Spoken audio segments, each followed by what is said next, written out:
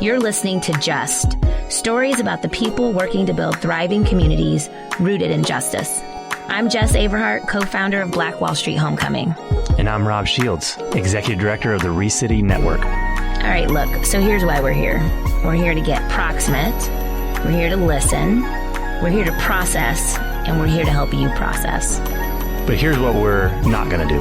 We're not going to be preachy because we don't have all the answers, and we will never make you feel like an outsider.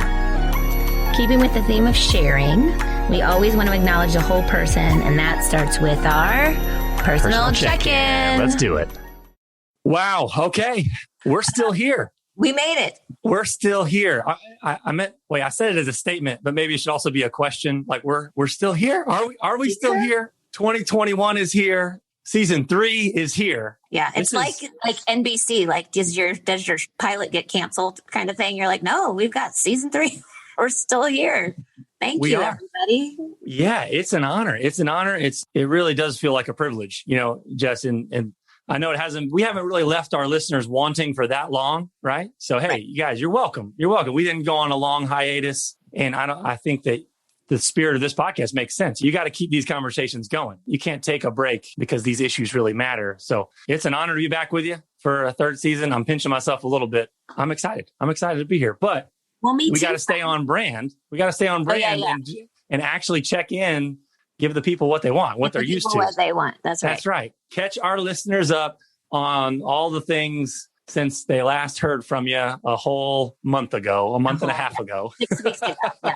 That's right. A lot happens in 6 weeks, though. I mean, a lot happens in this day and age. A lot happens in 24 hours. That's right. Yes. I think we're all aware of this new term, right? Or not new term, but the term of news cycle. So to avoid even addressing news cycles, we'll just talk about our lives. And so I'll give some folks some updates since the last time you heard from us. 2 big things. Well, one big thing and one sort of recurring moment is my birthday just happened. Hey. Yeah. So I turned 45, which is, I have to take my glasses off for this because I'm still rub my forehead. Because on so many levels, 45 is great. I'm actually looking forward to turning 50. So I'm not like that weird, oh my gosh, I'm getting older. You're actually, not perpetually trying to turn 29, right? That's not your thing. Yeah. It's just that it's happening so fast. The clips are feeling faster and faster. So that's really more why I'm just slow down, but I'm really enjoying the process of getting older. So that's fun. So birthday celebrations and all that stuff in the middle of a first-class pandemic are interesting. And this will be my first in the pandemic because last year I had my birthday and then it went into crazy town. So I get to join the club of everybody whining about their birthday celebration not being like it used to. But, nothing's like it used to. I had a lovely time and I feel loved, and that's all that matters. And Facebook loves you because it tells you about your 500 people who have noticed that it's your birthday. So you always feel recognized. It's all good. Those always felt good. I'm not even on Facebook anymore, but even the ones where I know they just hit the autofill. That's right. Still felt good. Birthday. Hey, you took the time to do that, and I appreciate it. It's so true. You're like, oh, thank you for even caring. Because I know I don't do it every day. Rarely do I do that. So when people actually acknowledge you on social media, you're like, wow, that's a significant moment. And then the other big update for those who followed us for the last 2 years, you will remember that my son was accepted into Morehouse College in Atlanta. That was a big moment for us. And then you all took the journey and you realized he was going to take a gap year, and he's done that. He's in the middle of his gap year, and it was a real pivotal year for him as he got the opportunity to really think about what he wanted to do in his future and where he wants to go. And so, it's sad because you're giving up something, but he has decided now he's going to Florida Atlantic. So my son is now going to Florida Atlantic. And for those of us, this is going to be captured in real audio forever and always. He's also going to walk on for their football team. Wow. So we're excited about that because he's in the best shape of his life and has a real good shot. So I'm excited and really happy that he's happy. So that's our big update. And I know people are like, Morehouse, what in the world? But that's a whole nother episode. We can do that on just, self-determination and making hard decisions that you make in life. Sometimes you make tough decisions that fill you up as a person and will provide you the motivation and like fuel to do your best. And this decision that he's making to go to Florida Atlantic is giving him that fuel. So I'm thrilled for him because he's happy. Oh, Yeah. wow. So what about you? I've got one going to college. You've got one. Yeah. Honestly, that is like, you've got them second grade and under. So second grade and under. And yeah. So I think the biggest update for me, it feels like this, I'm getting whiplash with like how time has been working. I was even telling you before we hopped on how much this podcast has really been such a blessing for me personally, just to audibly process out loud with my friend, putting aside the fact that we get the privilege to talk to amazing people that are doing amazing things. Learning from them is one thing, but also just processing out loud life as it happens has been a real gift to go on this journey with you, Jess. It really has. And I think one of the things that kind of helped me process this past week is enrolling my littlest son in preschool and realizing how long we're coming up on a year in this pandemic. My second to youngest daughter will have skipped preschool altogether. So when we go back, Lord willing, in the fall for school, we went from a year ago. She's just going to skip that whole milestone that you're kind of used to, that helps you process, right? Oh, they do this, then they do this, then they do this, right? Same thing with you and Trey, right? Like there's just these things you just take for granted. And now when we go back, we're going to go from adding one child at a time to school to, oh no, all of them are now going to go. And it's hard. It's like, man, I don't even know what to do with that. It makes me feel. It does a little bit. It's like, are we in this weird time loop? And honestly, like, I don't want them to grow up this fast, but I do think that the word resilience comes to mind for me as I think about almost as a bridge to this theme in my own life. And also I think one of the themes we're going to see in this season is we're going to talk about what it means to be resilient, what that means to being resilient in relationships, how relationships around us can help us build resilience to push for change, how that needs to kind of be this community effort, and talk to some really resilient people, and also help our listeners develop the personal resilience they need in their own lives. Because I don't know about you, Jess, like it just feels like we're at this stage in the pandemic where I heard something about this when it comes to the post 9/11 world. It was the boom of reality TV right after 9/11 because people just wanted to check out of hard things. Yeah. It's not an accident that the roaring 20s happened right after World War I and a pandemic of their own in, 1918. And I think for us, that's what we're going to try to do is kind of swim upstream a little bit. And we got to really develop the muscles of resilience to continue to lean into difficult subject matter that is incredibly important at a time where a lot of people just kind of want to they don't want to touch this stuff, And I think for us in season one, we were kind of coming from a pre-pandemic world of, hey, things are better than they are now. Let's lean into hard things. Now it's the backdrop of COVID, a really hard 2020. And yet we still need to have these conversations. So, and in a way that is accessible and tangible, meaning, you can take on this podcast and do something with it and not feel overwhelmed. And that's right. Not feel paralyzed. It needs to be accessible, and we need to still equip you to meet you where you are and take a step. And that's what we're going to keep doing. We're going to wade into these waters. And so, love it, man. I am so excited to kick this off with our guest today. I keep interrupting because I'm excited, but go ahead. Yeah, I am too. I'm really excited about this. I'm excited about this interview. I'm excited about just the time. This is our first episode. Lots of excitement over here. Okay, I'll be quiet. Go ahead, Rob. So for our listeners, we're going to welcome on to the call today, Osha Gray Davidson. Osha, are you there? Can you hear us okay? I can hear you just fine. Hey, wonderful, Osha. Wonderful.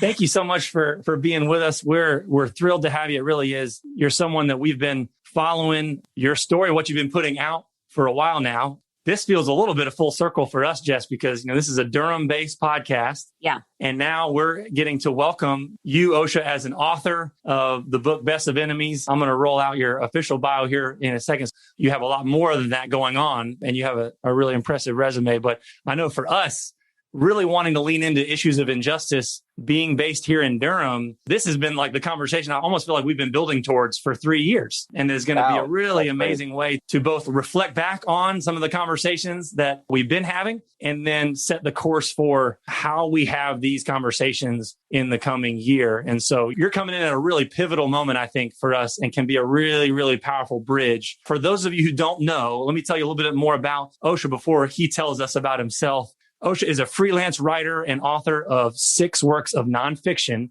including The Best of Enemies, Race and Redemption in the New South, which if you haven't picked that up, go ahead and multitask if you're not in the car and go ahead and order it on Amazon because you're going to want to at the end of this conversation. This was a book that was a finalist for the New York Public Library's Helen Bernstein Award for Excellence in Journalism. It's been adapted for stage and screen. He's a producer and host of the documentary podcast, The American Project. The first season explores the issue of reparations for slavery and its legacy, which we, talk about being a bridge to the conversations we were just having as we landed the plane for season 2. Osha's also written for National Geographic, the New York Times, the Huffington Post, Forbes, the Washington Post, Rolling Stone, Mother Jones, The Nation, and other publications. And he hails from Phoenix, Arizona. And so I'm also hoping that he weaves in some fun facts about the West, as well as educating us on a lot of other things. It's hot and dry.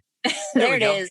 Well, Osha, welcome onto the podcast. It is so exciting to have you on with us. You have been an empowering force behind the scenes in shaping a lot of this podcast without your knowledge. I think our listeners will probably put that together very seamlessly if they've been on this journey with us. But before we get into this story that has had such a profound impact on me personally, tell us a little bit more about yourself, stuff that you can't learn from the bio, right? And how did your story kind of motivate you to tell this story, specifically the story, The Best of Enemies, that highlights Durham, North Carolina, and this really unique relationship between Ann Atwater and C.P. Ellis?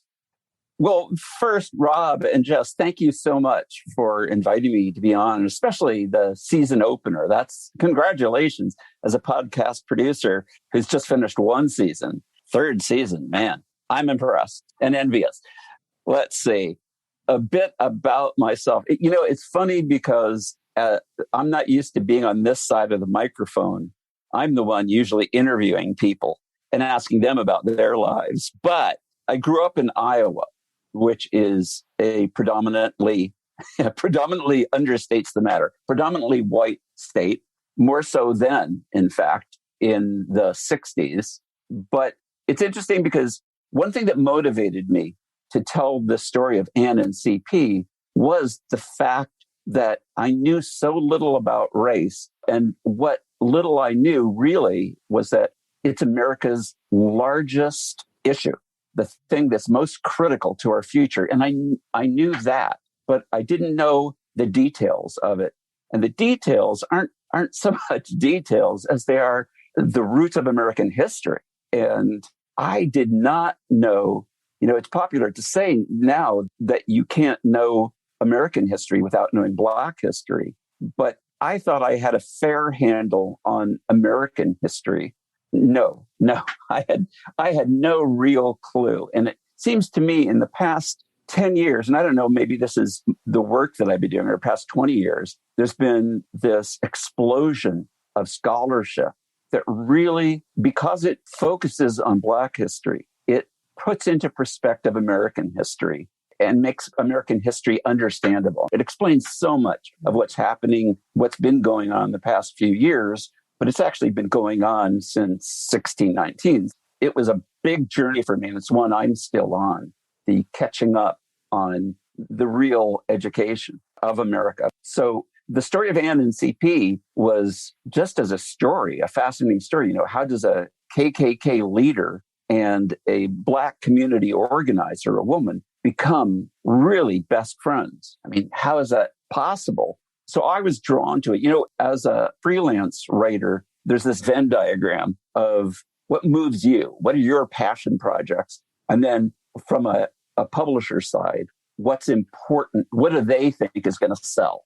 And you have to find that overlap in the Venn diagram. And I knew that this story really fit that perfectly. And it turned out to be true. Then that's why it was made into a movie. not because of the book, but because the story itself is, how could something this unlikely actually occur? So yeah, it's been a long journey. And like I said, a continuing journey for me to understand the context in which that relationship happened. And it wasn't anything magical. It was because of the way I saw the book and their story is the reconciling of myth and history. The myth of America that C.P. Ellis, the Klan leader, was completely immersed in, as are so many of us white people, and the actuality, the truth of America, which is what Anne and most Black people are immersed in. Oh, thank you for that, Osha. That's a great setup for this question that I have for you about these two individuals who lived in the city that I'm sitting in right now. And as we think about, and I'm thinking, you know, as the writing process, you're digging, you're doing historic work, you're developing these characters that are real, but trying to bring them forward in a way that the reader is compelled, right? And really trying to be honest about that story. And this is an interesting question because we want to villainize, right? We want to pick sides, and you don't really allow us to do that because there are attributes, right, of each that are required in order to get you to that sort of moment, that big crescendo where you do see, and Rob's going to talk about this unique friendship. Can you share with our listeners what attributes of each, both CP and Anne, that you admired, that you look back and you're like, you know, these two individuals are incredible, and here are the things that I admire about them uniquely as people and as community members? I don't know about uniqueness when it comes to this with Anne Atwater, but her, like you said, resilience. Oh man, life had thrown racism, i.e. life, had thrown so much at her. The fact that she not only never gave up, but she increased her capacity to fight. She never compromised on her core principles of progress. And even when it came to CP, there was no compromise involved for her. She fought against racism and for Black power her entire life. And it just grew stronger and stronger. And it grew after the encounter that's covered in the book and the friendship with CP. So her tenacity, and I guess not resilience as much, but her tenacity is what stood out to me. She was just this towering presence in Durham's history, and she became a towering presence in my life, of kind of a role model for me to keep on fighting. That doesn't matter whether you're Black or white. This is an American struggle that if you have any true allegiance to this country, fighting racism has to be part of your core values. I guess the other part of Anne that I admired so much was her allegiance to humanity that really came through religion for her. The way she became friends with CP was because her religion commanded it. Mm-hmm. And she saw the humanity in everyone, even her arch enemy who tried to kill her. It's paradoxical balance that she did, that she never compromised her fight to become friends with CP. It had to be on the terms of equality that they would become friends. He was the one who had to do the movement. Right. Because you talk about no villains, but his behavior was villainous. Yeah. And she saw that. She never gave an inch on confronting that. And yet at the same time, because of her religion, she did not allow herself to take his humanity away from him. It's kind of a cliched thing to talk about this religious fervor and commitment to religion as a motivator. And it isn't with everybody. But with Anne, to use a phrase, it was the gospel truth. Switching to CP. Yeah. What I admired most about him, of course, was his capacity to change. Sure. But it was his capacity to change, even though he knew everything he was giving up to change. He was the one in the relationship who had to change. And it takes nothing away from Anne, because Anne was a good person all along. But CP was not. He did horrible things. He was a horrible person. Mm-hmm. But once he realized what was going on, that what he had believed, what he had been taught, it was all lies, he changed and he gave up pretty much everything for it. But when I asked him about that, about the difficulty of that, he just kind of shrugged it off and he laughed and he said, well, I saw it wasn't true. The things I taught. And he said, what do you do when you learn the truth? Do you pretend that you didn't see the truth? He said, I didn't have a choice in that. But in fact, he did have a choice because everybody does. And there are far too many people who cling to the myths that they were taught because it gives them power, privilege, prestige. And CP had all of that as head of the clan. He was a leader. He was respected. And a lot of it was from the white elite of Durham, whose dirty work he was doing. It was fake. He was not their friend. He just did their dirty work. But amongst his peers, he really was respected. And he went virtually overnight from that to being reviled and facing death threats. He was alone after that. He had no world to live in. And he knew that when he made the decision. He saw the future and he knew how bleak it was for him. But he said he didn't, to me, he said that he didn't have a choice. And that goes to his, kind of strange to say about a clan leader, but his moral values of doing what he thought was right and following the truth. He had been following this mythology and he opted to be on the right side of history, regardless of the cost.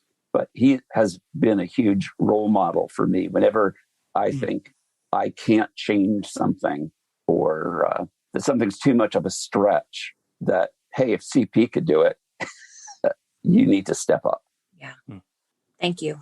Osha, one of the themes for season 3 is we want to focus on this concept of fusion friendships, this idea of people forming bonds across difference. Not exclusively race, but I think in this case it is what happened, to pursue common goals and share and identifying kind of shared interests, which is very much a part of what happened in their friendship.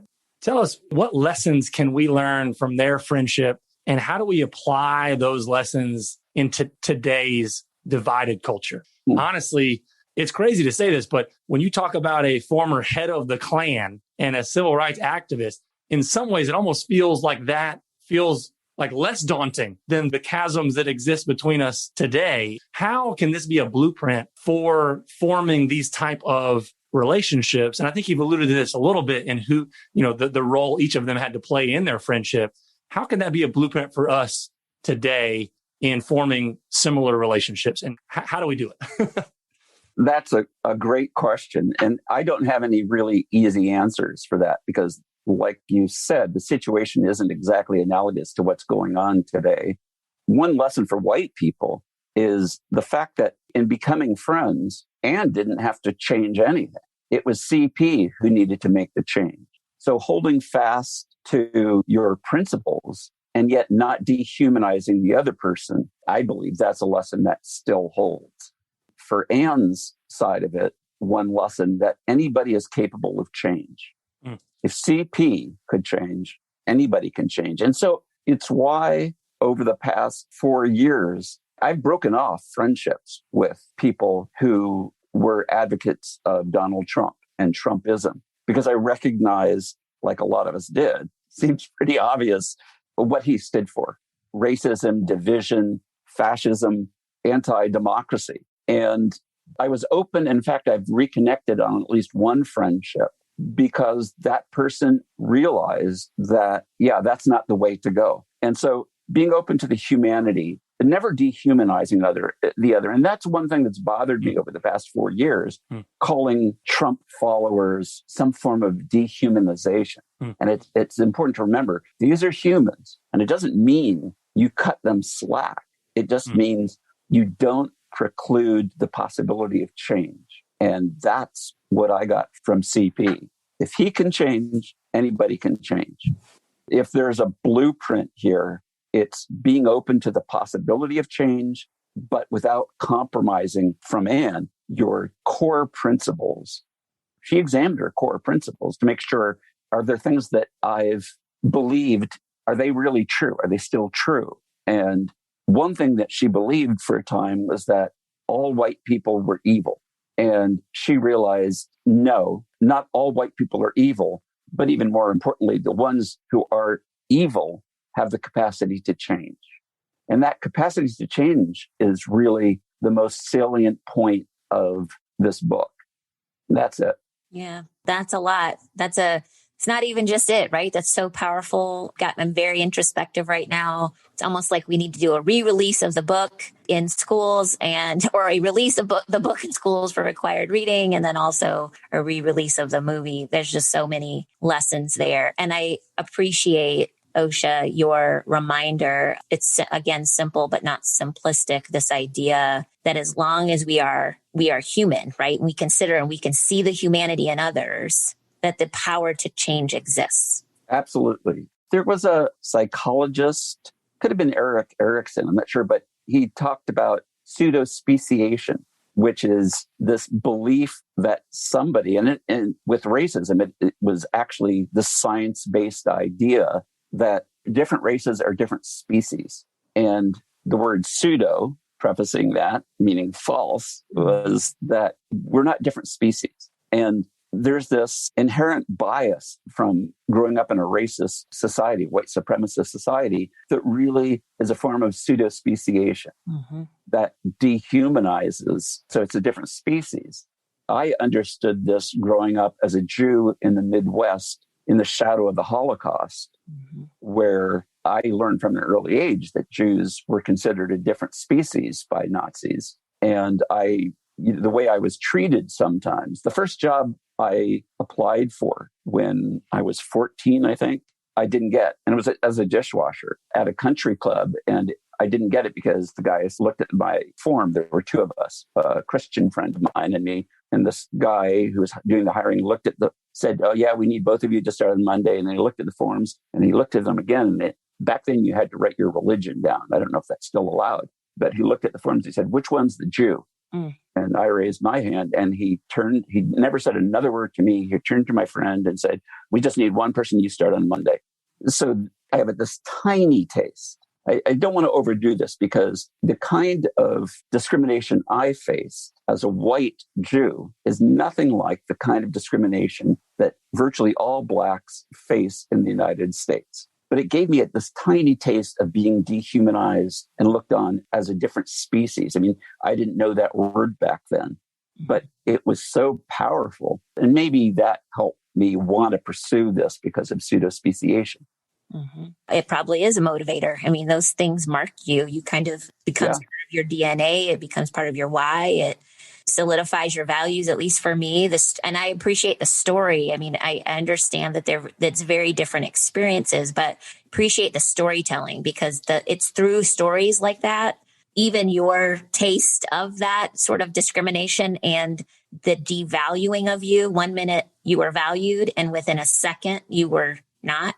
That is powerful for people to hear because it wasn't based on how you quote unquote looked. It was based on your religion. And just like that, your value shifted and changed for another person. And so I think this idea of the power of change is just something we should hang on to for our listeners, something that I'm thinking through. Because sometimes you're just like, oh, you look at you're just like, but can they? Like Donald Trump's a good example. You're kind of like, but really? I mean, it would be like the breakthrough of the century. Anyways, I digress. Let's talk about Durham. Naturally, Anne and CP are that's the juice. That's the exciting sort of like you're watching it grow, that crescendo I'm talking about. You're excited about how this relationship is changing and you feel hopeful through it. And then there's this sort of bigger story that's also personified that has a life, right? Which is Durham. And it's like that other character that's taking place and like hanging about, moving and shaping and guiding this narrative. Rob and I are curious where I'm sitting, and Rob's in Durham too. I'm like, I can see out into the city. And so I'm just curious, you could have told the story many different ways and through different angles. You could have really not given the life to the city of Durham in the way in which you did. So why did you decide to tell the story in the way that you did? At one level, it's really simple to understand Anne and CP's relationship. Why they were enemies and how they became friends makes absolutely no sense without the context of the place and time. Yes. Otherwise, focusing just on their relationship without that is, I don't know, totally bogus. It couldn't have happened. It wouldn't have happened someplace else in the same way. Mm-hmm. And there's also a more personal thing for me. I'm an amateur historian. Almost everything I've written, certainly all the books I've written, have dealt with the history of the place because I'm a firm believer that context is too often neglected and things don't make any sense without their context. Now, I've heard from readers, not from readers, I've heard readers discussing this online about they saw the movie, liked the movie, and then they read the book. And there's this one group that I listened to who said, yeah, we got the book. And oh my God, it was unreadable. It was all this history. And I thought, well, but I will say they ended up saying, yeah, you wouldn't have understood their story if you didn't know the history of the place. But they never forgave the fact that a lot of people don't like reading straight out history. And I may have overdone it because I'm fascinated by history. One of the premises of the book was that there are these competing forces in American life of our creation story, how America was created, and that's the American myth. And then there's history, there's reality. And those two things do not align yet. And I tend to think, and definitely in CP and Ann's story, that played a large part, the aligning of those things, where CP understood the history somewhat that allowed him to understand the present more. The battle between history and mythology in America goes on today, continues. I was just going to jump in. It felt like you were acknowledging one group that was throwing stones. I'm going to say I'm in the group that's like standing in front of you, catching those stones, being like, hey, no.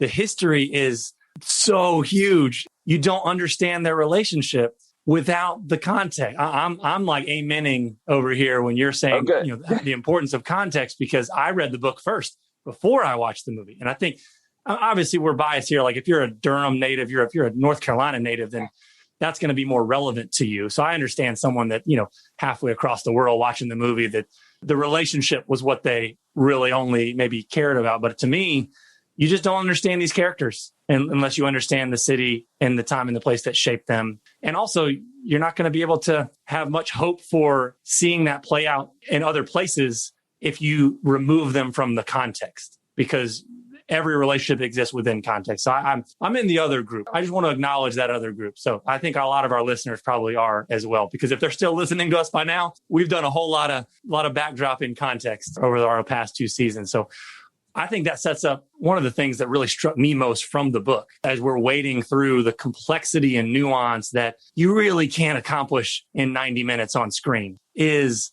this one quote that is still in the back of my mind that has stuck with me ever since I read it. Was you talk about race and class as the Siamese twins of the South. Can you unpack that a little bit more for our listeners? How did you observe this concept playing out back in 1971, which is the time in which this story took place? And how do you see that playing out now, literally 50 years to the year later, now in 2021 America?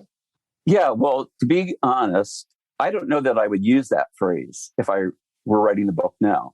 And in part, that's because I've learned since I've written the book. I've been learning since then. Just for perspective's sake, more time has passed between when I wrote the book and today than the amount of time between when the charrette was that brought them together and when I wrote the book. So when I was writing it, I was thinking this is ancient history. So I've learned more, far more now that, and this doesn't necessarily negate it, that thing about Siamese twins, but it's given me more perspective on it. Class-based solutions won't solve race-based problems. And too often, that's what I've heard. The solutions need to be are class-based. There's a practical reason why people are saying that, because of the unfriendliness by the Supreme Court of dealing with race head on. So I'm thinking in particular of the educational affirmative action decisions that first said that you can only use race as one part of affirmative action. And then later, I think they went even further and said, no, you can't use race. And so class has become a stand-in for race. So like when people are talking about, there's been the debate, of course, on forgiving college debt. And the argument has been made, and it makes my blood boil every time I hear it, that, oh, this will help Black people more than white people. So it's really a racial solution. That's garbage. That's not true. It may disproportionately help Black people more, but if you want to tackle race-based problems, you have to have race-based solutions. So that's a long-winded way of saying that this Siamese twin thing can head into dangerous territory where we conflate race and class. They're very different things. And I don't know that they're necessarily joined at the hip anymore. But that said, racism was brought into existence as a way to serve class. It was a way to dehumanize Black people to allow slavery. And slavery was free labor. For white people, that was the hallmark of slavery. You just meant, oh, good, we've got free labor. That's great. So there's this huge connection between class and race, but they're not substitutes for each other. I guess one more thing is the issues that CP saw as racial were actually often class-based because the wealthy class in Durham despised him at least as much and probably more than they despised Black people. So there is this connection that CP came to realize that the problems that were blamed on race were really to smooth over the class-based society that he was born into. As, they considered him a lint head because his dad worked in a cotton factory and poor white trash. And by blaming Black people for this, it gave him a way of escaping, he thought, of escaping the effects of class. It turned out to be a false promise. He never had any money. As a Klan leader, he really didn't benefit except psychologically, which is a huge thing. And that was the appeal. And some money, but really almost nothing. I mean, he was poor his entire life. He lived in a trailer when I met him. He did not get any money out of his conversion. He didn't get any money from being Klan leader.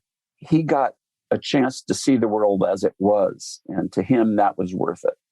And he told me one story. He was at a factory, speaking to the workers there. And as he left, this was soon after he had left the Klan and become a union leader, a woman came up to him and said, "Mr. Ellis, I just wanted to talk to you." She was white. And she said, "I'm being discriminated against because I'm a lesbian. And I want you to do something about that." And CP said to me, my first thought was, oh my God, a lesbian. And then his next thought, he said, was, oh, hell, I've become friends with Jews and Blacks. I might as well fight for lesbians. It doesn't matter. And he said he realized that that's the dangerous part about loving, that once you start letting people into your heart, it's hard to block groups of people anymore. Yep. So he fought for her, and he just, he saw that there are all these overlapping things, not just class, gender, sexual orientation, just all sorts of issues that get mixed up. And what he saw was, no, you fight for the dignity of all workers. And that's what made him a great union leader.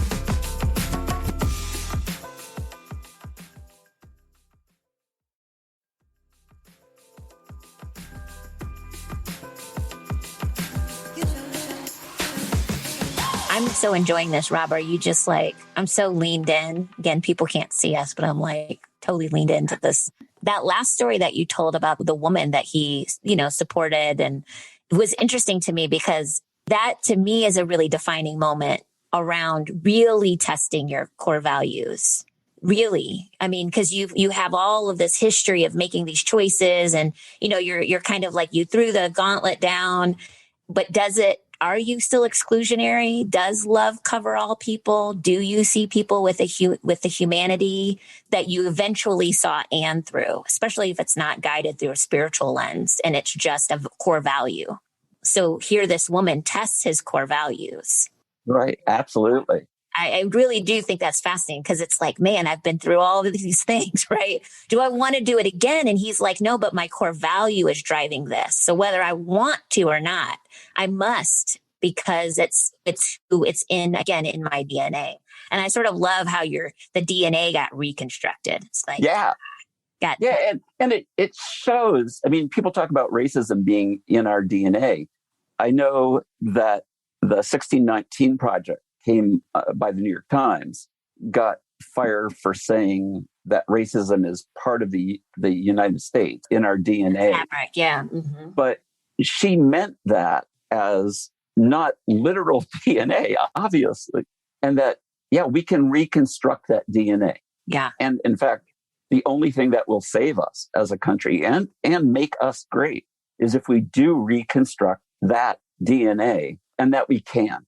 Mm-hmm. And that, to me, is a lot of white people miss the point.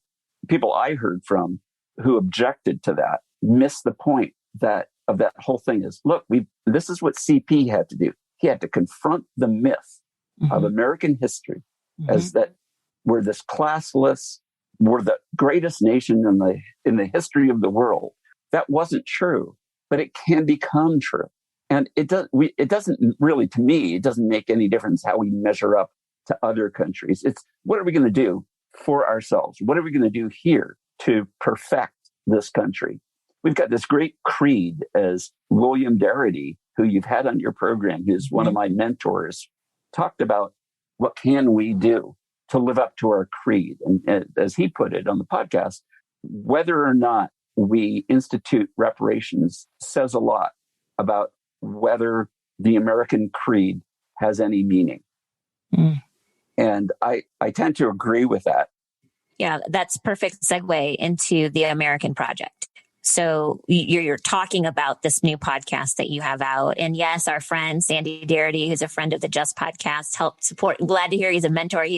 We think he's incredible and provided our listeners with just the facts, ma'am, right? Just the facts. And so it was really, really special to have him in such close proximity to us, right? Because he's here locally, but also just his incredible insight and historical perspective on this work. So talk to our listeners about the American Project. You just shared why, a little bit about your why. Like, why are you really focused on reparations? I love this. It's sort of like the what can we do moment. It's like our show up moment, right? That we're going to talk about in a second. But like, is there anything else that you want to share with our listeners about your podcast? We want to make sure that they get over from ours to yours after this to dig a little deeper into this work. So just tell us, I want to give the floor to you because I think this is an important sort of phase of work that you're in. And I want to make sure our listeners know what you're up to and the impetus for it, the why. You've got the floor, friend. Okay. Thank you. When the movie was going to came out in 2019, the adaptation of The Best of Enemies. And I had been writing on all sorts of different issues for a few decades, marine biology, all sorts of very, very different, gun control, very different things. And I realized, okay, the spotlight, I'm going to be invited onto podcasts, although I wasn't thinking of podcasts at the time. I don't know that I knew the word, but this was a year before the film came out. So 2018 and actually into 2017 when it was going into production, I knew I would have a chance to speak. And I thought, okay, what's my responsibility in that? And I realized, okay, well, it's been 20 some years. I need to catch up on the scholarship that's happened. And I found out there had been an explosion of scholarship on race. So I started out with reading. Nell Painter's book, The History of White People, was probably the first book that I read, which was totally amazing. And I just loved it. Over that course of time, I was reading all these books about race. And I realized, okay, so there's all these other things that have been learned and that I was learning about. Ibram Kendi's books. One of your local authors, Jonathan Wilson Hartgrove, also played an important role in this. Reconstructing the gospel, things like that. Talks about Christian nationalism, which is what CP was part of. I realized, well, look, in the book, I don't want to just talk about The Best of Enemies. When I have a chance to speak, that book was about reconciling the myth of America with the history of America. but it really didn't do anything for solutions. Didn't talk about solutions to the legacy of racism, of white supremacy, of slavery, and its legacy of Jim Crow, redlining, all sorts of things. I thought, okay, I should focus on solutions. I thought, oh my God, solutions. It was so much easier when I was just writing, the history and the story of these people. But what about solutions to it? And I thought, okay, you have an obligation to talk about, what you think are the best solutions. And that became immensely exciting, daunting and exciting.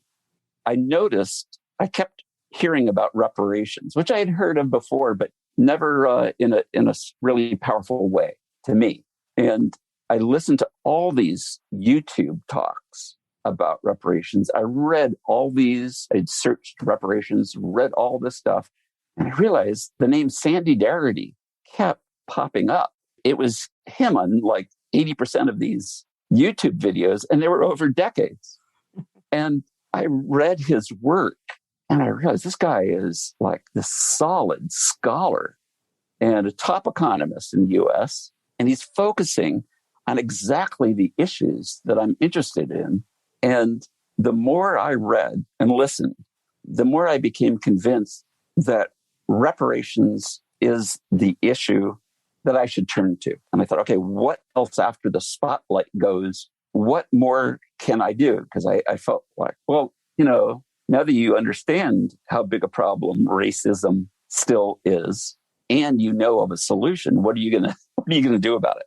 I'd never done a podcast, and I thought maybe I can reach more people, because if you're just operating in a vacuum, it doesn't really matter what you have to say. It might feel good to you, but you need to reach people. And I talked to Sandy. I ended up interviewing him several times and just talking.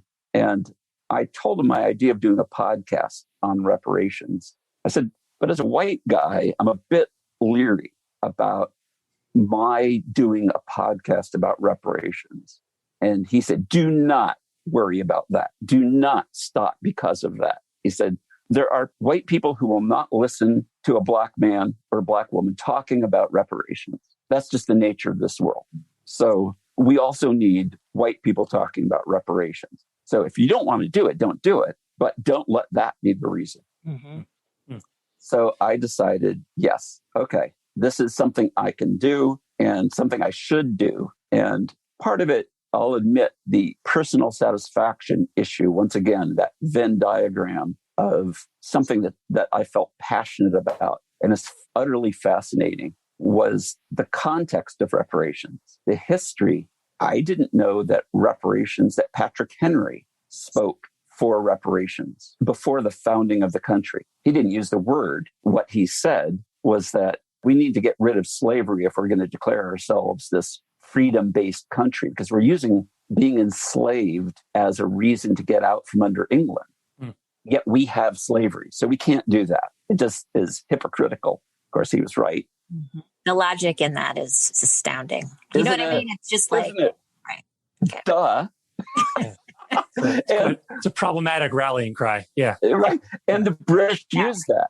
And that's another part that isn't taught much. The British said, you're all hypocrites. You talk about us enslaving you. You literally have slaves. Right. You've enslaved people. So Patrick Henry said, we've got to get rid of slavery. And we also have to figure out, well, what do we do with all the enslaved people? We've got, a lot of people who are suddenly going to be freed and they don't have anything. And he made some suggestions, and one was giving them land. And again, he didn't use the word reparations, but it was a practical consideration. Obviously, you can't just set people free without any resources and expect them to prosper or even survive. Mm-hmm. So that was interesting to me to see how far back that went. In 1860, I'm going to forget the exact year, 2, 3, 4, the proclamation of the 40 acres and a mule, Sherman's agreement. There was no mule in the initial statement. It was just for every formerly enslaved family, we'll give 40 acres. And it's land that was confiscated from plantation owners. 40,000 formerly enslaved people actually received the land. It was going to have to go to 4 million. And they had plans to do that. But 40,000 started farming on their former plantations, which was easy for them because here's a fact I didn't know and should have known. Black enslaved people didn't just do the manual labor on the plantations. They're the ones who knew when to plant, how to plant, all of that. The white slave owners didn't know anything about farming. They knew about oppression. But so when these formerly enslaved people received their 40 acres, man, did they prosper. The myth and the racist thing, and the reason it became racist, of Black people liking watermelon disproportionately, came from those 40,000 formerly enslaved people who now had land. It was in the South. They were following Union troops as the Union Army was fighting and traveling throughout the South. They grew lots of watermelons because they knew the white soldiers liked the watermelons. They filled carts full of watermelons and followed the troops and sold them and prospered from that. Part of the white racist backlash was to associate Black people with those carts of watermelons and to destroy the idea of Black entrepreneurship and the fact that they could farm. It was turned into a trope of racism that, oh, look, they're grinning and eating watermelon. But in fact, the real basis of that was this powerful Black success. Mm-hmm. Land was the initial reparations. After Lincoln was assassinated, Andrew Johnson became president. He was the vice president, and he was a white supremacist. He rescinded the order, and he sent in the army to kick the 40,000 Black farmers off the land that they were now farming. No more land was distributed. And that ended the chance that we had for making reparations. And I asked Sandy about if this had worked, would we be talking about reparations now? And he said, there's a strong argument that could be made that if we had followed through on that no, we would not need to be talking about reparations now. So there's this long history of the need for reparations. Osha, I'm fascinated by this progression, which I think stumbles on this it's a truth I don't want our listeners to miss. This idea that you moved from this relational story, between Ann Atwater and C.P. Ellis. You unpack in the book that this is a much larger story of the American story. But I think, if you came at it from just watching the movie first, and often in Hollywood, they do this where you kind of make the friendship as the end goal. And I think we see that playing out nationally now, like when calls for unity, et cetera. And I think this idea of the juxtaposition between unity and justice, what is our end goal here? Well, what's our end goal? What's the nature of the original problem? And I think you can't, if you're going to do a shallow dive on the problem, you're probably going to aim lower on the solution. And it's not just a relational solution, although it will entail fusion friendships along the way. But really, I think this idea of naming, CP and Atwater formed a beautiful friendship. And yet that really wasn't the end of a story. That wasn't the finish line. There is a repairing that you're now leaning into that is really getting at the root of the problem that will lead to kind of the flourishing of everybody that includes relationships, but is not limited to relational repair. You're talking about systemic repair and just the duality of them both needing to coexist to be made possible, right? Absolutely. That's a great point. The end of the book was, I did this very purposely. The first line of the book, the first clause of the first sentences in the beginning, and that's obviously a reference to the Bible with the creation story.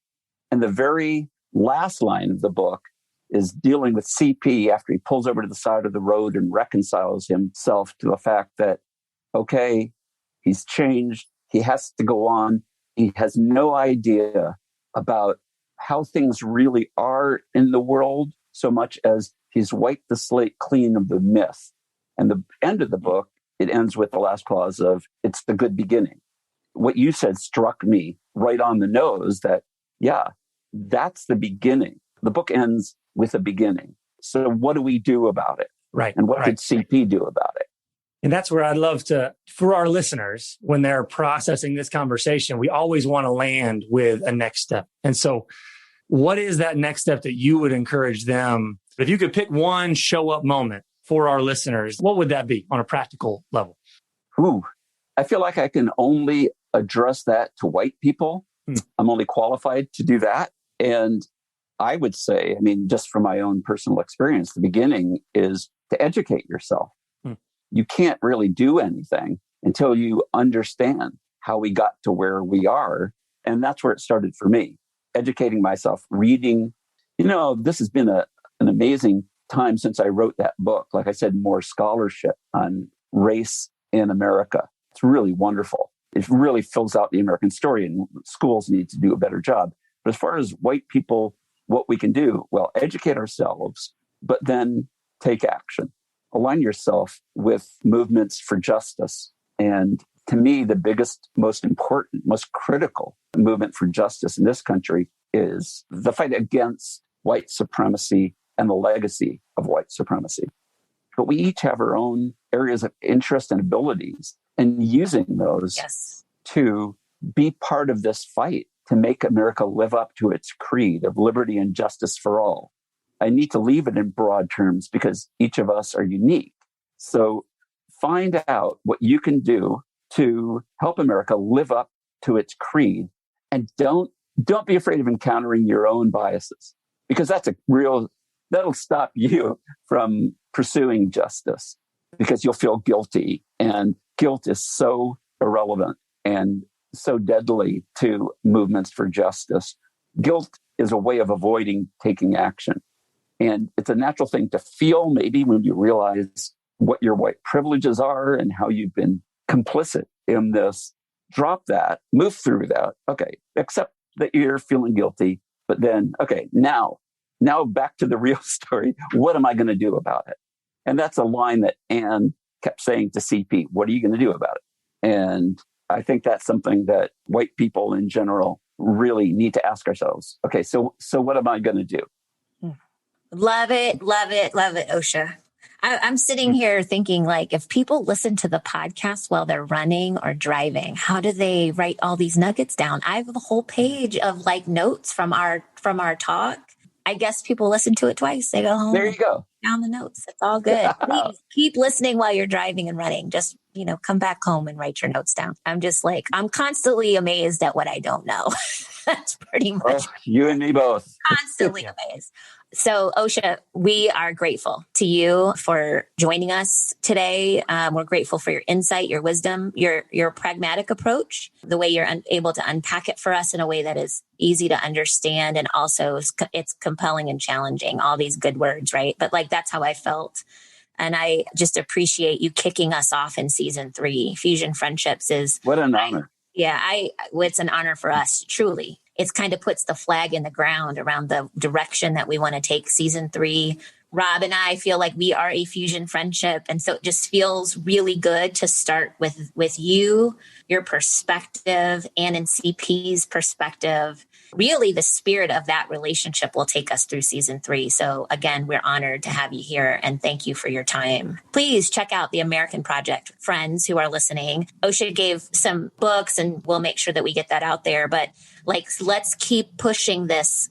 Keep pushing forward. The momentum is important. And so this is just one piece of that. So we'll really, again, just appreciate you. Rob and I are grateful to have you here. Season 3, episode 1. Thanks, friend. Thank you. And it's quite an honor to be on a podcast coming from the Bull City. I spent a lot of time there and made a lot of friends and learned so much there. I remember somebody told me when I was first writing the book that Chapel Hill is easy to love. Durham isn't as easy to love. It requires more of you to love it. And I found that to be true. And there's something really solid there about that comes to me through Ann and CP, but through Hayti Heritage Center, through all sorts of institutions that gives me love for that city. So thank you. It's an honor. Well, you count 2 more friends to the list. Next time you're in the area, we'll got to get together. Welcome Sounds anytime. Good. I would love that. Thank you so much, Osha. Thanks, Osha. Appreciate it. Okay, bye-bye. Well, that was amazing. That's an amazing way to start our season. Season 3, we're rolling up our sleeves on this one. Yeah, we are. And you know, what I love about it is it's a topic, again, it's that topic that is accessible. It's two people, Yep. you know, obviously OSHA, this was OSHA sort of retelling and telling his experiences and his insights around two people and how they came to terms, right? One as a huge agent of change through her example, and the other who had to also recognize their ability and power to change. And I just find that right now where we are, it's just like, if I have to go back in history to be inspired by that, I will, because I don't often see it right now. And so I'm grateful to be able to have a real story, but a real, and one that is so personal to us because it's here. Like that example was born out of the Bull City. So I'm honored really and just proud of that story and that he was able to bring it to life. The one thing, well, first of all, to our listeners, I was just saying I took a page of notes. Rob and I both Same here. Writing. We write down what we think. And so I have a page of notes. So does Rob. And literally there's so many things that stick out. But one thing I want to just point out is that he said history illuminates the present. And for me, when he said that, I was like, yes, that history is illuminating our current state right now. And it also provides the light of where, like, it's shining on the possibilities of change. So for me, that is such a beautiful bridge and a great statement, you know, just to end this, for me to end that interview on a high note. It feels like the possibilities are real because of two very regular but determined people to see the truth, and the power of their friendship, their fusion friendship. That should inspire us all. So I enjoyed that immensely. Just fired up today. This is awesome. Yeah. What do you think? What was on your page of notes? Which one stuck out? So hard to choose. So it's like I have things, a long list from that I'm going to continue to dwell on after this conversation. But to me, one of the most powerful statements he said when he's quoting or he's observing what was most powerful about Anne Atwater specifically, this towering presence that he calls her in his life, even to this day, as a role model. He made me think about who are those towering presences in my life that I'm learning from and being shaped by. She never compromised truth, but loved at the same time, like didn't dehumanize. And I think that's a lesson for us today, in that you don't fight dehumanization by dehumanizing the dehumanizers. That's a formula that will never work. Will never work. And I know I can be guilty of that. If I'm being completely honest, Jess, like when I see January 6th happen and I watch and I process that, like I start to dehumanize the dehumanizers. And I'm caught in the same wheel that they're caught in. And I'm not actually helping move anything forward. And so I also think that for Anne, this model of truth and love holding together to preserve the dignity and to believe that no one is beyond redemption. Yeah. And so to me, that goes back to the last things that you said in season 2 of, we got to be anchored in this work and know what those anchors are. You know, for me and you, our faith is just central to our anchoring, right? Yeah. And I think that it was to Anne's story as well. It anchored her to understand and then enable her to believe at a very gut level. Hey, I know the truth, so I'm going to be unwavering in my protection of truth, and also unwavering in my love for humanity and to preserve the dignity even of my enemy. And man, if that's not a relevant lesson for us today, I don't know what is. Yeah. Amen. There it is. It's amazing. Yeah, it's truly a gift to have this start our season 3, because I feel filled up. I don't feel depleted. What he did was turn change on its head, where in a season where we feel like we're so tired, he illuminates it in a way that says, oh, there actually is a way where you're entering into wholeness and flourishing by changing the right ways. Because when you avoid dehumanizing people, you avoid dehumanizing yourself too. You actually end up then finding real, true life. And I think that's why we feel like our cups are full in this conversation, because it feels like we're stumbling on to a path here that I'm hoping season 3 will be able to walk. All right. Buckle up, guys. Buckle up. We're going to be on a journey. It's going to be great. I'm ready. Let's do it. All right, Jess. Until next time, friend. Thank you. I'll see you, friend. Thanks so much for listening to Just. In the spirit of sharing, if you like what you've heard, tell a friend about the show and give us a 5-star rating and review. Many thanks to DJ P-Dog and producer Low Key for producing the music for our show. Subscribe on Apple Podcasts, Google Podcasts, or wherever you listen to podcasts. People are writing multi-million-dollar checks to white firms like every day, and they're able to come back and ask for more, and they can fail and fail fast, and I'm like, well, we got one shot. We've done everything except what seems the most obvious and dignifying thing to do.